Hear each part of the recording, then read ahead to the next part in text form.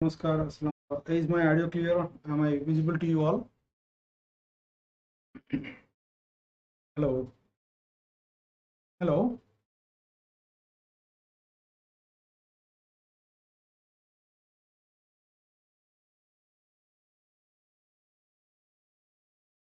Yes.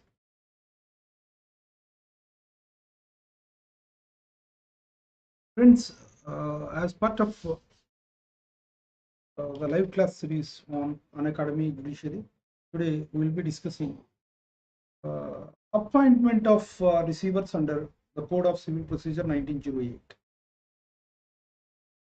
Friends, if you want to compete with thousands of aspirants and to stand out from the crowd, get Unacademy subscription today. You can also use the code SUBHANLIVE SUBHANLIVE in order to get 10% of offer in Unacademy Judiciary subscription. Friends, the concept of appointment of receivers, okay, is derived from a Latin word custodia legis. Custodia legis. Custodia legis, which means that it means that a legal custodian of a property.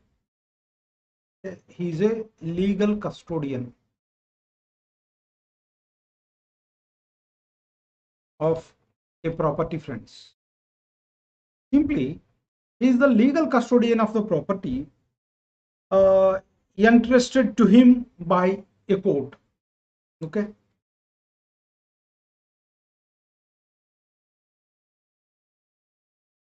This property must be entrusted by the court. Now, on the basis of this one, custodia legis, which means an official receiver, it means that official receiver is a person who has legal custody over a property which was entrusted by the honorable court to him. Therefore, the honorable court entrusts a particular property to a person. Therefore, such person is legal custodian of such property, but such property must be entrusted not by the private persons, that must be entrusted by the court. Thus, if a property is entrusted by the court to a particular person, if such person is acting as the legal custodian of such property, then he will be treated as an official receiver, friends. Coming to the relevant sections of law, okay, sections 94D as well as order 40. These are the relevant provisions of law which are exclusively dealing with the concept of appointment of receiver. Now, let us see, friends, let us see few important points with regard to the need for appointment of receivers by the honorable court. Friends, generally, the duty of the court is to protect the interest of both the parties. It must follow the principles of natural justice. It must hear both the parties. It must give a fair opportunity for both the parties. It should not, the court should not, you should not show any prejudice towards a particular party. Therefore, it is the duty of the court to protect the rights of the parties to a particular suit or other proceedings. And also, it is the duty of a court is to protect the property in dispute also. Therefore, friends, as a duty bounded institution, the court always protects the interest of both the parties, and it also protects the property in dispute, Therefore, in order to protect such property, in order to provide some protection to the property which is actually in dispute in a particular suit or other proceeding, the court has to take the custody of such property in several cases or in several occasions. Now, as the court do not take it physically, but it is not possible for a judge to look after all the businesses related to a particular property. He can't physically verify, he can't go physically and look after, he can't take care about such property. Therefore, he appoints a particular person. He is an independent person, friends. He is an independent person. He does not belong to either the party of the plaintiff or party of the defendants. Therefore, the court appoints an independent person to receive such property and to keep it in his custody. He is known as official receiver or receiver. Therefore, the name itself implies official receiver. It means that he is officially appointed by a court who receives such property. And who is the custodian of such property? He is the legal custodian of such property, friends. Therefore, as the court cannot look after every business related to a particular property, it's the duty of the court to protect such property. Under those circumstances, it appoints an independent person to receive such property and keep it in his custody. Such person, such independent person is known as an official receiver or receiver. Therefore, in the interest of justice, under section 94D of C.P.C, okay, the section 94D allows the court to appoint a receiver, and he is appointed in accordance with order 40 of C.P.C. For appointment is under section 94D, but the procedure to be followed, the duties, the other things related to a receiver or generally described under order 40 of C.P.C. Therefore, these are the relevant provisions with regard to C.P.C, friends. Appointment is under section 94D, whereas the other procedures, other procedural matters should be in accordance with order 40 of C.P.C, friends. This is about the introduction part. Coming to the major objective of appointment of the receivers, he is an important person. He is a legal custodian. He is an independent person appointed by the court or entrusted by a court with regard to a particular property, with an object to protect such property. Now, coming to the objective for appointment of the receivers: to manage, to protect, to preserve, and to improve the property. For any of these, this is the first object, friends. This is the first object. Let us see these.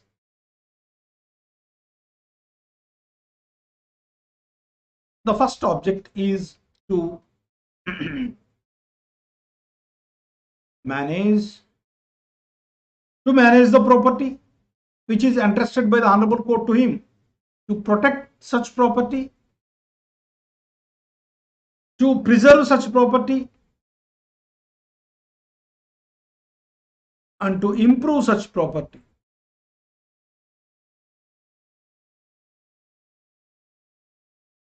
This is one object.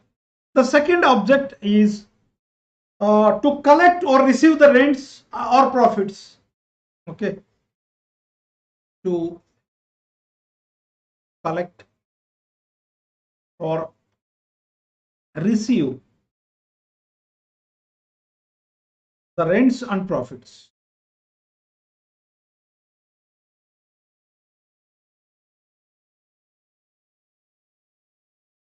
This is the another object of appointment of receivers by the honorable court under section 94D of C.P.C. The third object is that to remove any person from the possession or custody of such property. To remove any person from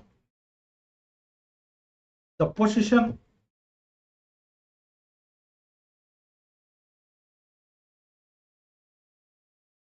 or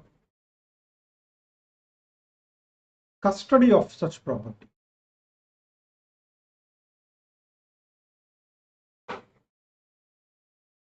Thus, these three are its objectives, friends: to manage, protect, preserve, and improve the property,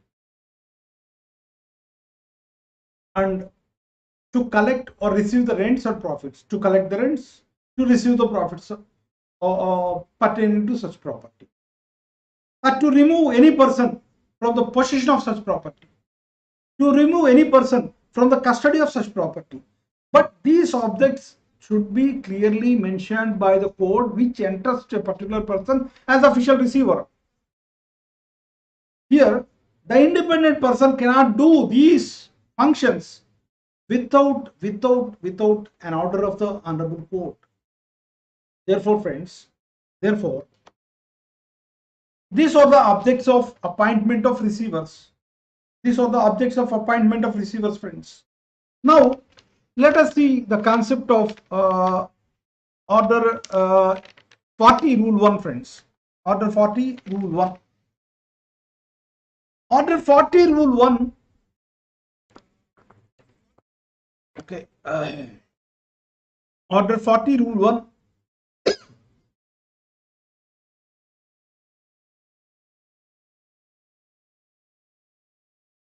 Order 40 rule 1 provides that the court may appoint a receiver to take the possession or custody of any property, to manage, to protect, to preserve, and to improve the property.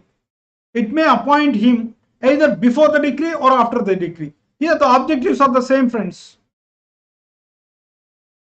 The objectives are the same as we discussed earlier, but it may appoint, the court may appoint, here the court may appoint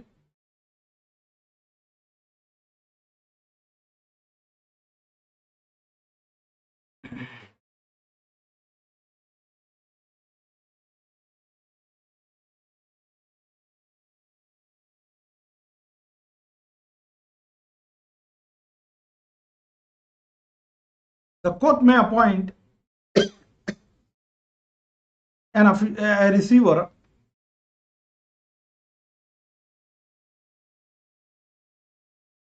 either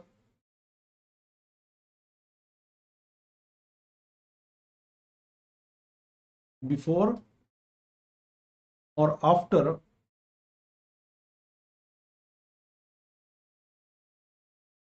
decree. Therefore, friends, the court may appoint a particular person as receiver before a decree or after the decree. The second one, as stated under order 40 rule 1, is that the court may confer the powers on the receivers to defend the suits and to file the suits with regarding such property. Okay, with regarding such property.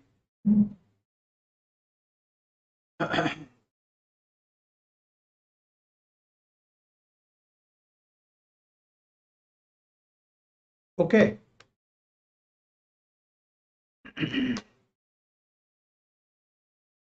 Court may confer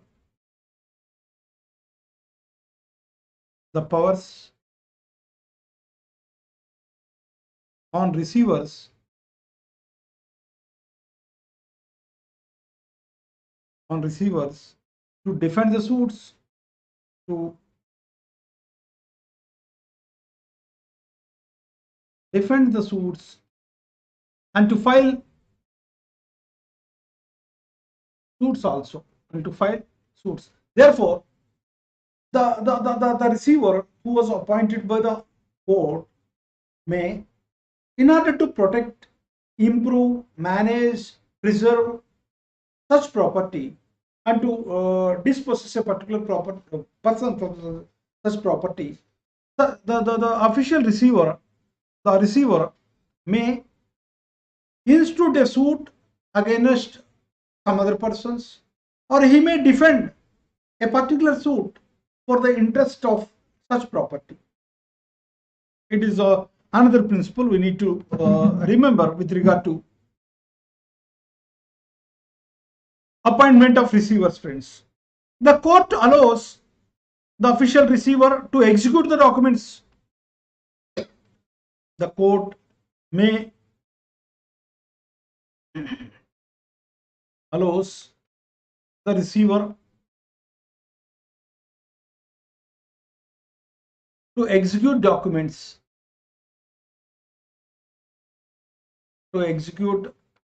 also. Thus, whenever a suit is filed by the receiver, in case this one, friends, here it is defends the suit. In this case, the receiver acts as a defendant. In this case, the receiver will be acting as a plaintiff. Now, whenever a suit is to be filed by the receiver,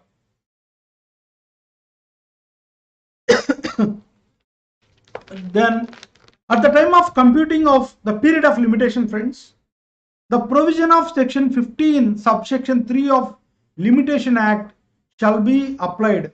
Therefore,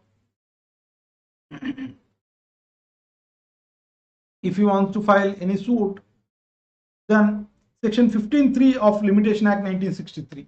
Friends, just go through section 15 subsection 3 of Limitation Act, which deals with the concept, especially see section 15 subsection 3. It speaks that in computing the period of any suit or application for execution of a decree by any receiver or interim receiver appointed in proceedings for the adjudication of a person as an insolvent, or by any liquidator or provisional liquidator appointed in proceedings for winding up of a company, the period beginning with the date of institution of such proceedings and ending with the expiry of 3 months from the date of appointment of such receiver or liquidator, as the case may be, shall be excluded. It is very clearly stated, friends. Therefore, in addition to the actual period of limitation, 3 months period will also available to the official receiver, friends, if in case, okay, if he wants to institute a suit, if you want to file a suit against some other persons. When the execution petition is filed or is filed by the official receiver, or an execution petition has been filed against the receiver, then a notice under, in case of EP, friends, in case of execution proceedings, a notice under Order 21, Rule 22 C.P.C is mandatory. Order 21, Rule 22 is C.P.C notice is mandatory, friends. If in case any execution petition has been filed against the official receiver in respect of a property which was entrusted by the Honorable Court, in those circumstances, Order 21, Rule 22 C.P.C notice is mandatory. Generally, if any decree has been passed by the Honorable Court, if the judgment, if the decree holder wants to file any execution petition within 2 years of the decree, then no such Order 21, Rule 22 C.P.C notice is mandatory. If he wants to file an execution petition after expiry of 2 years of a decree, then Order 21, Rule 22 C.P.C notice is mandatory. Here, if any person wants to file any execution petition against the official receiver in respect of a property which was entrusted by the Honorable Court, then under those circumstances, irrespective of the time that is whether it is 2 years or more than 2 years, serving of Order 21, Rule 22 C.P.C notice against the official receiver is mandatory, friends. It is mandatory. Now,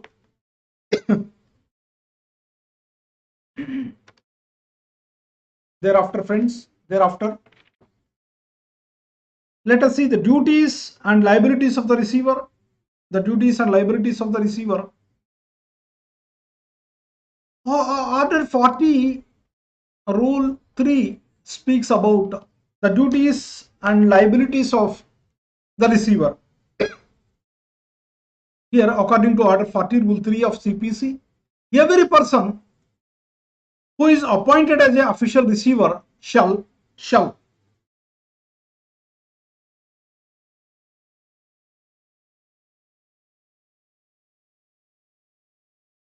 furnish such security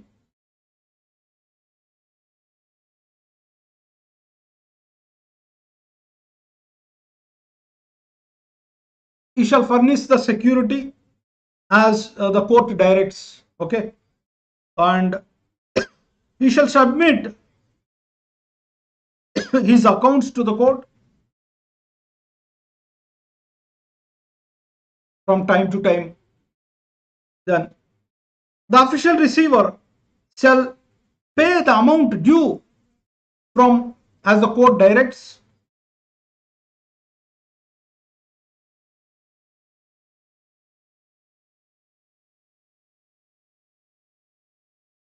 The official receiver shall be responsible for any loss,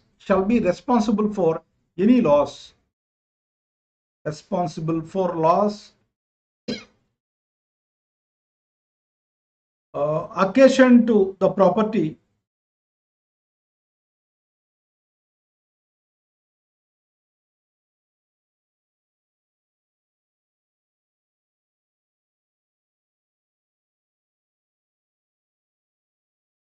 okay.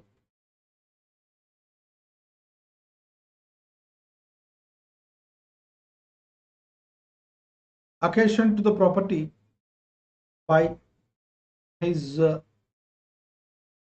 willful default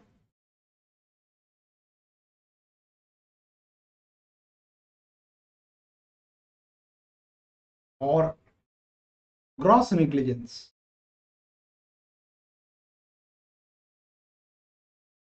Therefore, friends, the word shall, may is not at all used. The word shall is used. The official receiver shall furnish the security as the court directs. He shall submit his accounts from time to time. He shall pay the amount due from the court whenever the court directs for the same. He shall be responsible for any loss occasioned to the property by his willful default and gross negligence. These are the duties fixed upon the official receiver, friends. These are the duties fixed upon the official receiver. Thereafter, Order 40 Rule 4 speaks about when a receiver fails to comply with these duties, okay, fail to comply these duties. If he fails to comply these duties, what will happen? If an official receiver fails to comply all these duties, then the court may attach his own property and sell the same. Therefore, his own properties will be attached. His own properties will be attached and sold away by the honorable court.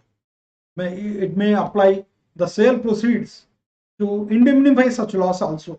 Therefore, the court may indemnify such loss from the official receiver. This is about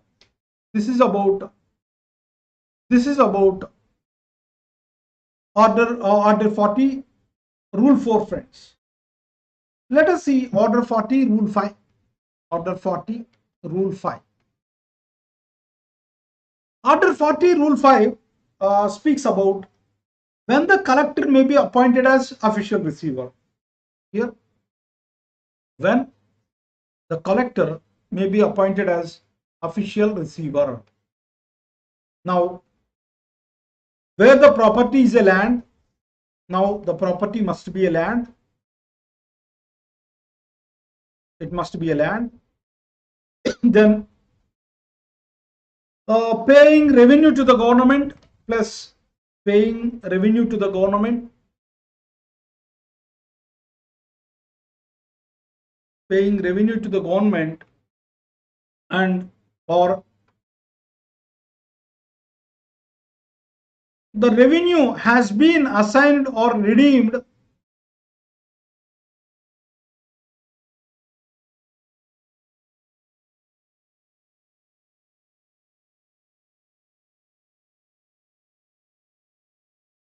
and the court considers that interest of those concerned will be promoted by the management of the collector, the court may appoint him as the official receiver in a particular case in order to manage, improve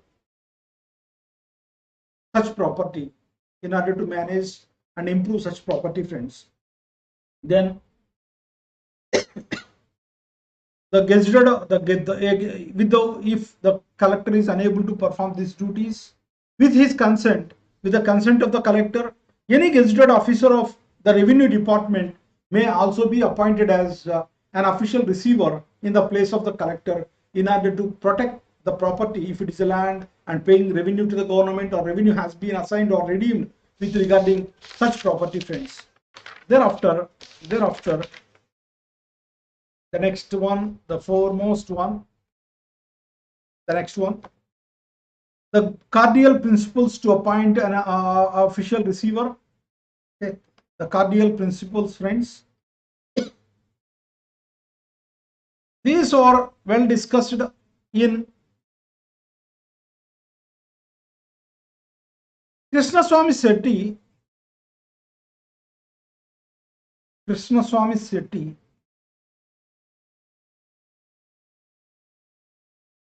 versus Thangavel Sethi.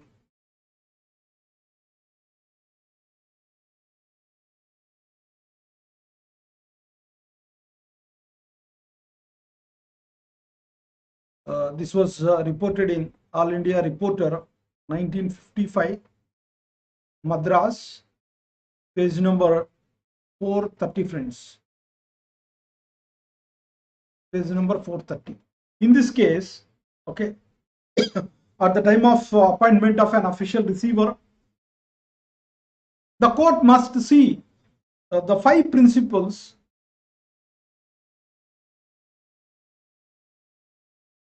These 5 principles are known as Pancha Sadachars. Okay, Pancha Sadachars.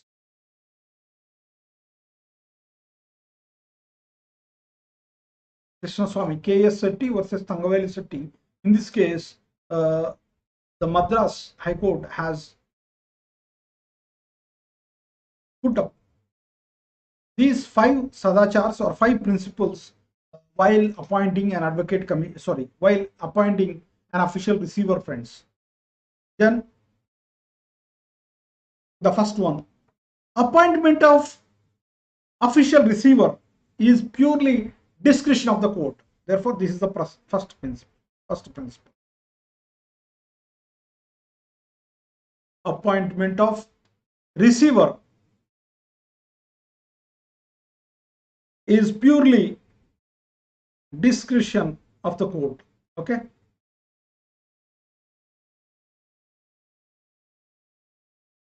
The second one,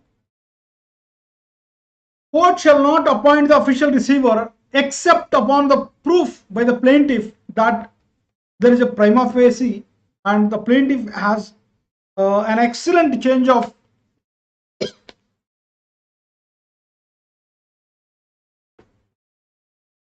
success. Therefore, there must be a prima facie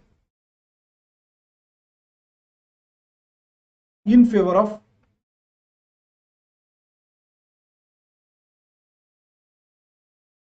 plaintiff. Okay, he must show he has excellent chances of winning in the suit or success in the suit. Then the plaintiff shall show some emergency for appointment of such official receiver, or the plaintiff shall show some danger to his property if no appointment has been, if no official receiver has been appointed as a receiver, then the property will be wasted. The property cannot be protected. The property cannot be improved. The property may be vanished. He must show some emergency. Therefore, the plaintiff must show some emergency, danger, or loss to the property. Plaintiff must show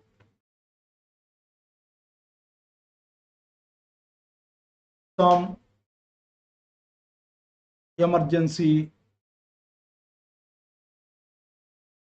or danger or loss, anyone, to the property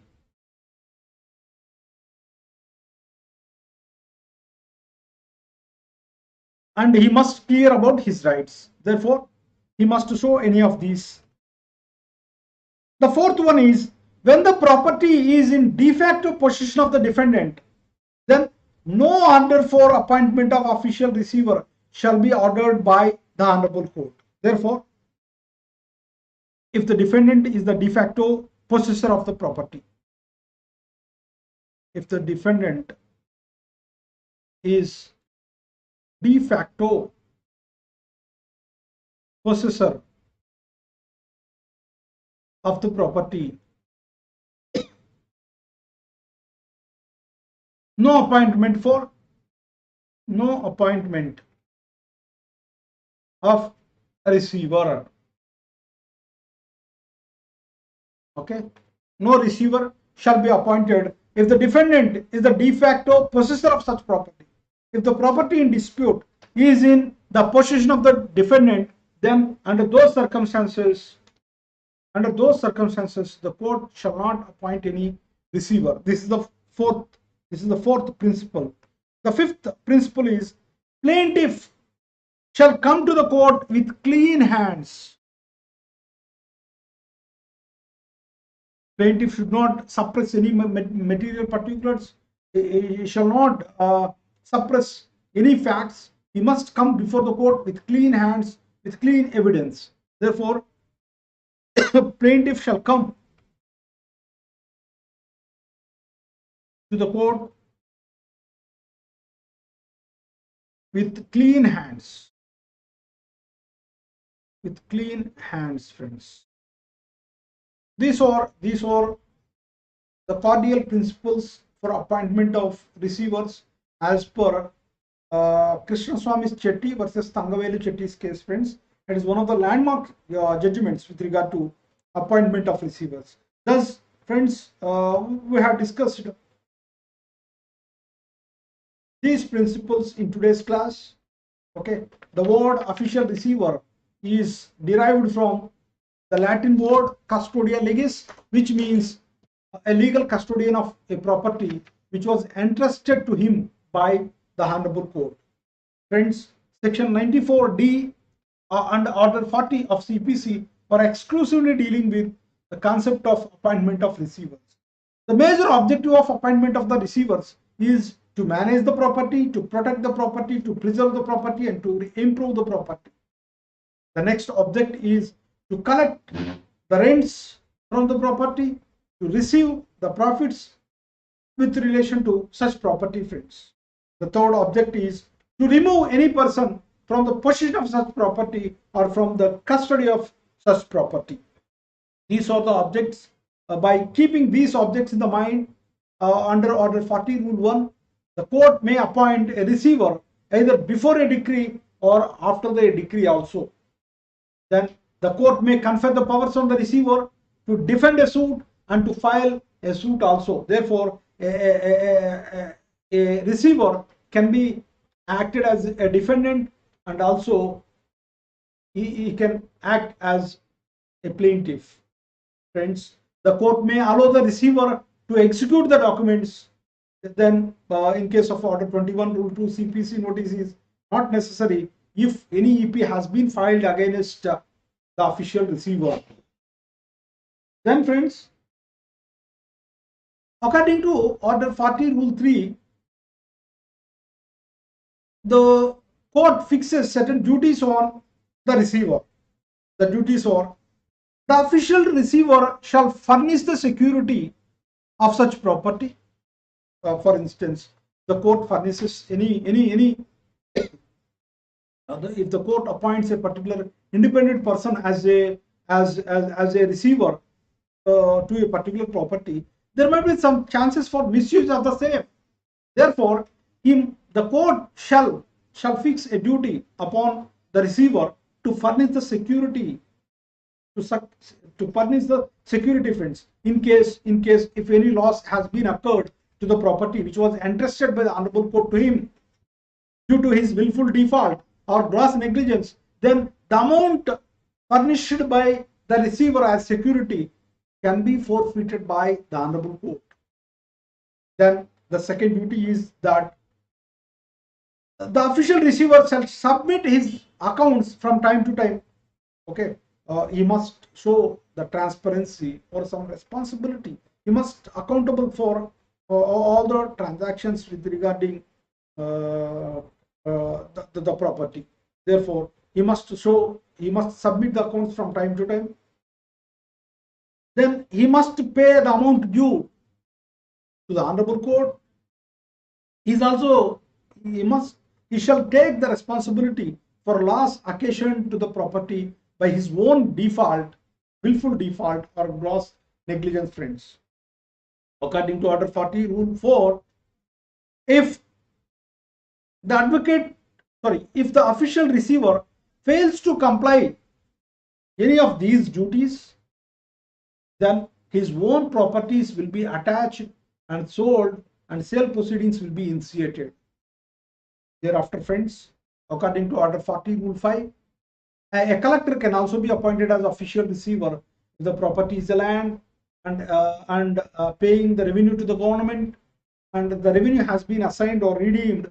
Even the collector can also appoint some other revenue official as the official receiver on his behalf. Friends, in Krishnaswamy Chetty versus Thangavelu Chetty, the Madras High Court has fixed 5 principles while appointing an official receiver with regard to a particular case. These 5 principles are known as Pancha Sadachars. The first principle is appointment of receiver is not a right of a party, it is purely discretion of a court. The second principle is the party, especially the plaintiff, must show the prima facie in his favor if he wants an order for appointment of a receiver. The plaintiff must show the emergency, danger, or loss to his property. Without this, no appointment for advocate commissioner. If the defendant is a de facto possessor of the property, then no order for appointment of receiver can be ordered by the honorable court. The last one is plaintiff shall come to the court with clean hands. These are the principles with regard, cardinal principles with regard to appointment of receivers. Friends, apart from these, Unacademy Judiciary has been conducting free special live classes by top educators of the country.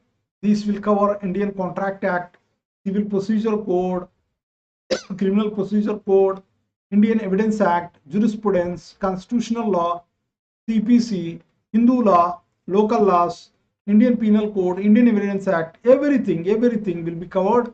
Friends, coming to the features of these special classes, these are the live and interactive classes. You can attend the live classes, you can participate in the live chat, you will get your doubts cleared all during the live session itself.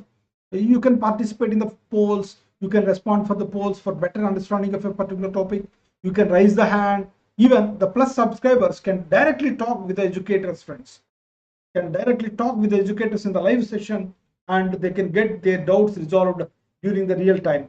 Friends, you will get notified for all the lessons, upcoming courses, and recommendations curated for you. You never miss any class. You can get the lecture notes by way of PDF notes. Friends, you can download the notes and you can get access to the recorded sessions of the live classes. You can revisit the important topics whenever you need for the same. Friends, if you have any electronic gadget like mobile phone, PC, or tablet or laptop, you can watch the live classes at any time from anywhere. Friends, if you get the plus subscription, you will get access to all the services. You will get India's best educators. You will have interactive live classes.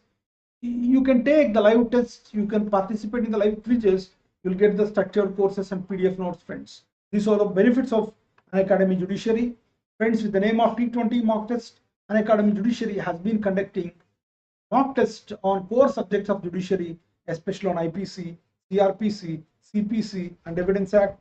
This will will be commenced on every 9 a.m. to on every day, on every Monday to Friday, on at 7 a.m. friends, at 7 a.m. On Monday there will be a mock test on IPC. On Tuesday mock test will be conducted on CRPC. On every Wednesday mock test will be conducted on C.P.C.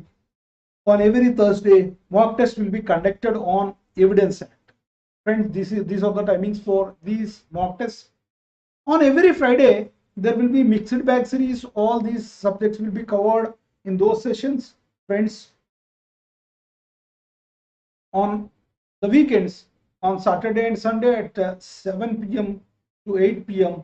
there will be a detailed analysis of all these tests. Friends, therefore utilize this opportunity. Take these T20 mock test series conducted by Unacademy Judiciary on core subjects of judiciary. Never miss these mock tests, friends. Friends, apart from this, Unacademy Judiciary has been conducting the batch courses by the top educators of the country. These batch courses will help you for all the aspirants of judiciary. Okay, the educators will provide you with everything you need to crack your judiciary services examinations. A batch has been commenced on July 7th.